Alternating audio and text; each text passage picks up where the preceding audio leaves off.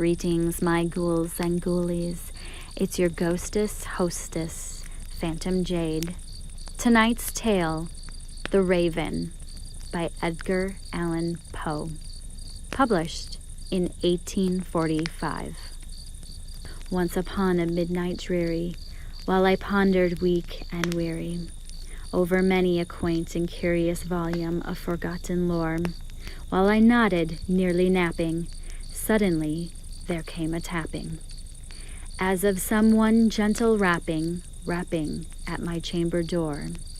"'Tis some visitor," I muttered, tapping at my chamber door, only this and nothing more.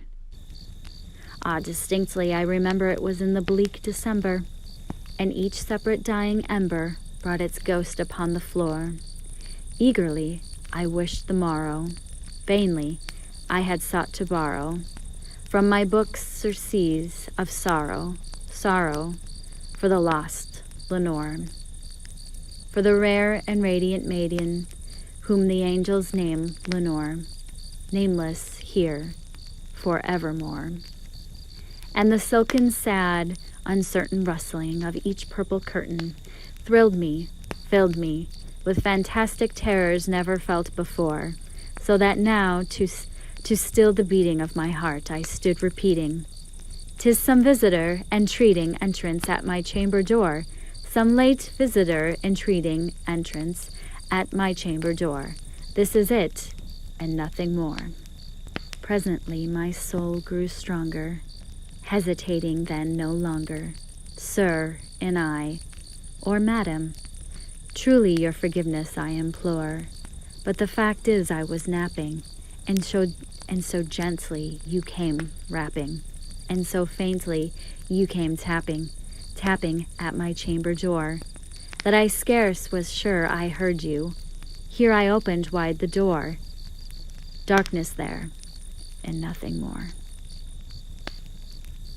Deep into that darkness peering, long I stood there wondering, fearing, doubting, dreaming dreams no mortals ever dared to dream before. But the silence was unbroken, and the stillness gave no token, and the only word there spoken was the whispered word, "Lenore."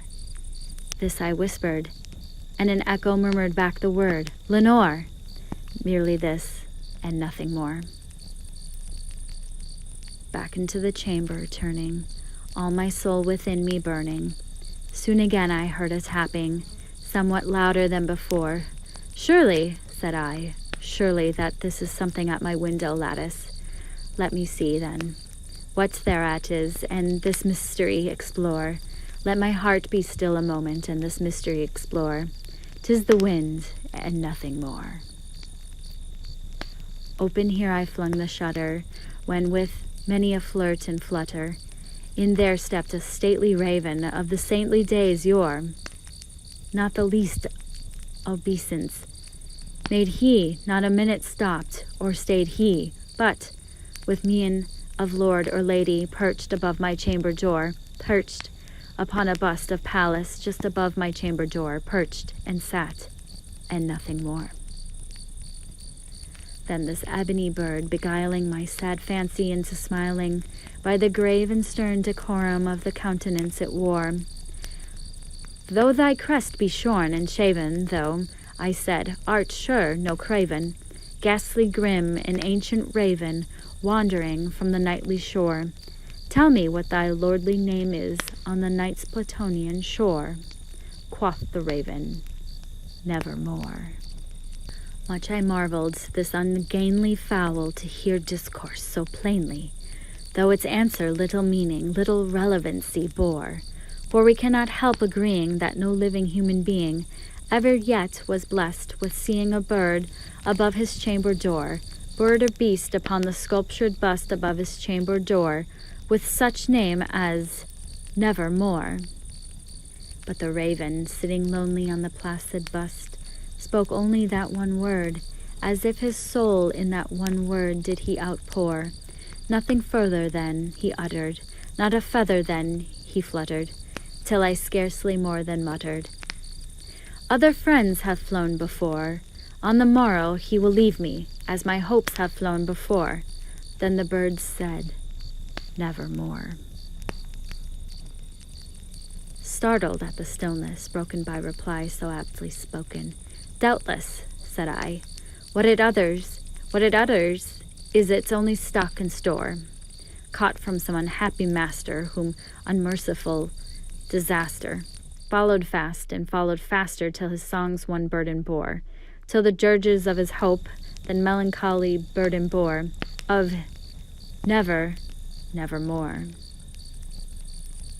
But the raven still beguiling all my fancy into smiling, straight I wheeled a cushioned seat in front of the bird, and bust and door.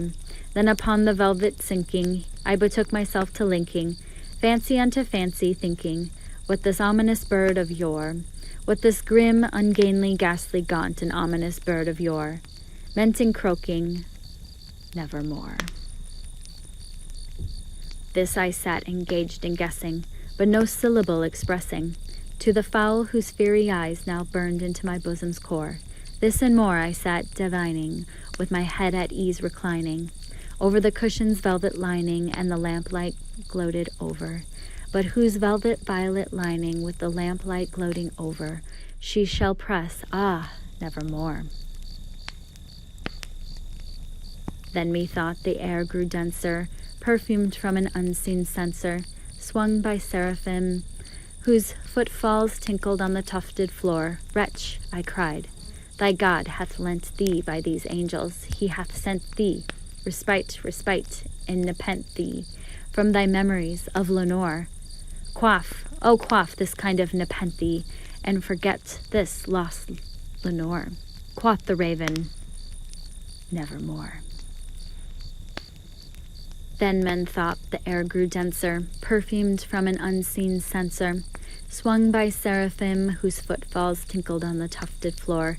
Wretch, I cried, thy God hath lent thee by these angels, he had sent thee, respite, and nepenthe, from thy memories of Lenore. Quaff this kind of nepenthe, and forget this lost Lenore. Quoth the raven, nevermore. Prophet, said I, thing of evil, prophet still if bird or devil, whether tempter sent, or whether tempests toss thee here ashore, desolate yet all undaunted, on this desert land enchanted, on this home by horror haunted, tell me truly, I implore, is there balm in Gilead? Tell me, I implore. Quoth the raven, nevermore.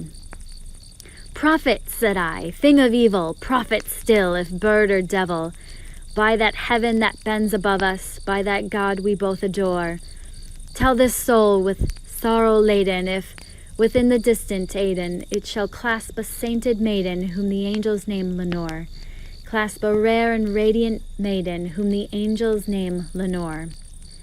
Quoth the raven, nevermore. Be that word our sign in parting, bird or fend, I shrieked upstarting, get thee back into the tempest and the night's Plutonian shore. Leave no black plume as a token of that lie soul hath spoken. Leave my loneliness unbroken. Quit the bust above my door. Take thy beak from out of my heart, and take thy form from off my door. Quoth the raven, nevermore.